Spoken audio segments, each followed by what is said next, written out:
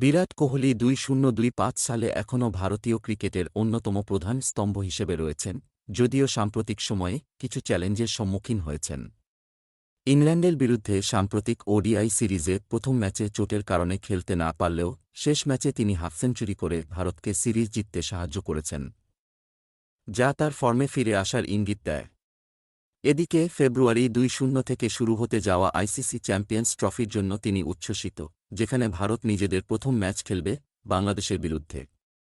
কোহলির শৈশব কোচ রাজকুমার শর্মা আত্মবিশ্বাসী যে তিনি এই টুর্নামেন্টে দুর্দান্ত পারফরম্যান্স করবেন।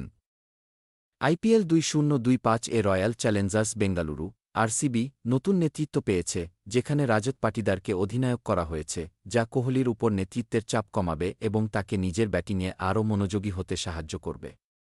ক্রিকেট বিশ্লেষক সঞ্জয় মাঞ্জরেকার মনে করেন, অধিনায়কের দায়িত্ব না থাকায় কোহলি এবার আরও স্বাধীনভাবে খেলতে পারবেন, যা দলের জন্য ইতিবাচক হবে।